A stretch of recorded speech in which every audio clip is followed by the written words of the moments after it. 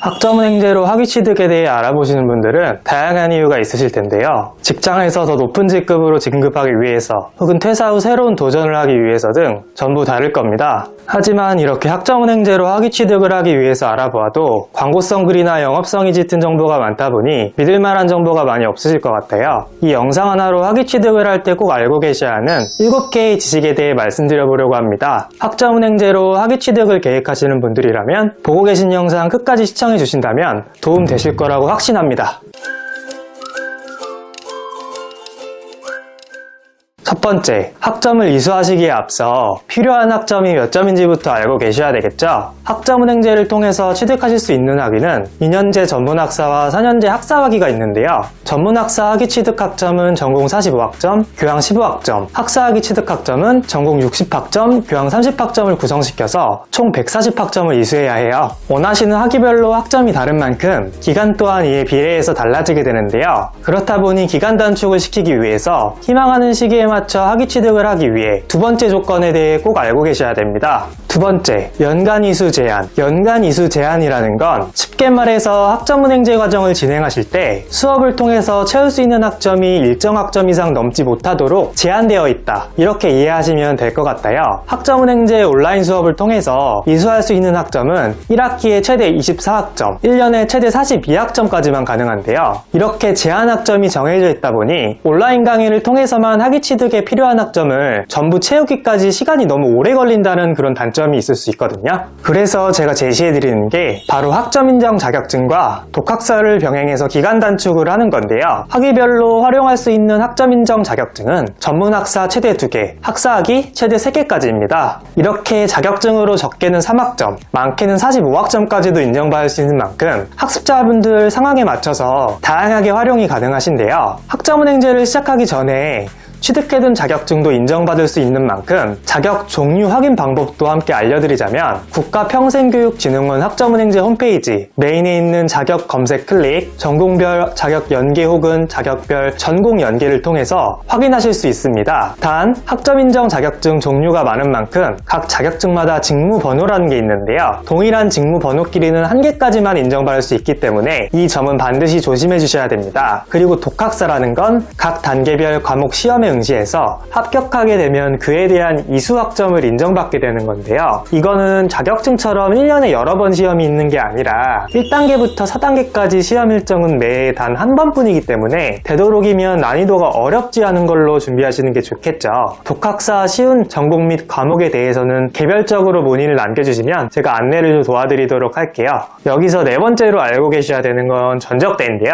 전적대라는 건 대학 졸업생을 포함해서 휴학생 혹은 재적생까지 대학에 다녀본 경험이 있으신 분들께서 재학 당시 받아놓으셨던 학점을 그대로 끌어다가 쓸 수 있는 방법이에요. 2년제 졸업자의 경우 최대 80점, 3년제는 최대 120점을 가져올 수 있으세요. 그만큼 전문대 졸업 후에 학력적인 아쉬움을 느껴서 학사 취득까지 좀 도전하고 싶다 하시는 분들은 방금 말씀드린 전적대 활용을 통해서 기간 단축이 가능한 만큼 훨씬 효율적으로 준비할 수 있으시겠죠.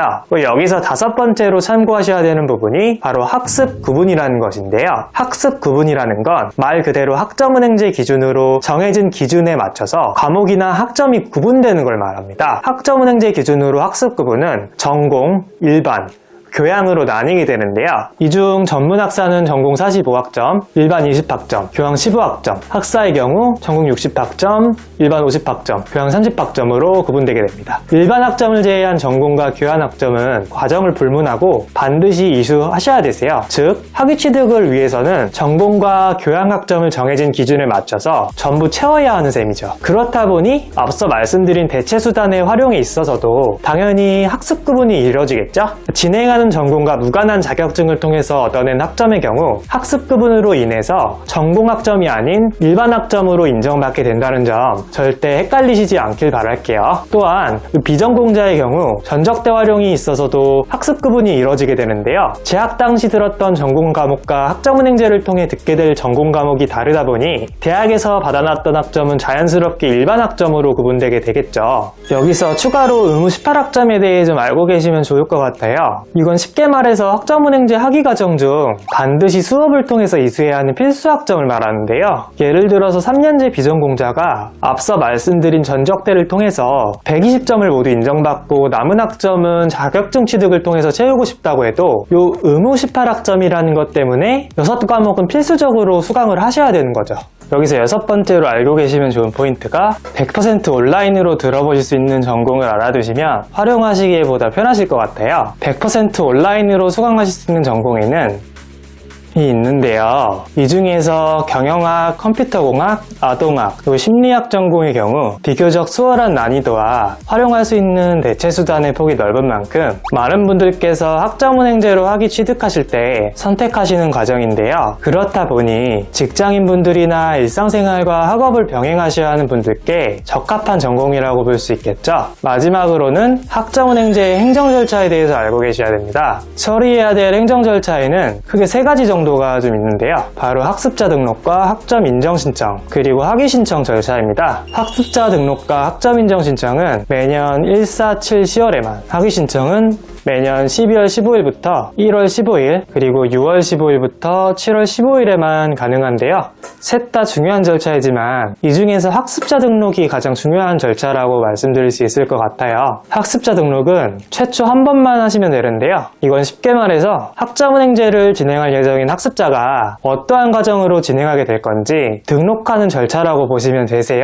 여기서 반드시 알아놓으셔야 되는 점이 학습자 등록은 반드시 학위 신청 전 분기에는 끝내놓으셔야 된다는 점인데요. 학습자 등록의 경우 학위 신청 마감일 기준으로 75일 전까지는 전부 끝내놓으셔야 되기 때문이에요. 학위 취득 전 분기에 학습자 등록을 하지 못했다면 다시 기다려야 되는 만큼 착오 없이 제때 처리하는 게 가장 중요하다고 말씀드릴 수 있을 것 같아요. 이렇게 학점은행제로 학위 취득을 계획하시는 분들이라면 반드시 알아야 할 7가지의 지식에 대해서 말씀을 드려보았는데요. 설명드린 내용 외에 궁금하신 점이 있으신 분들이라면 아래에 있는 링크로 문의 남겨주세요.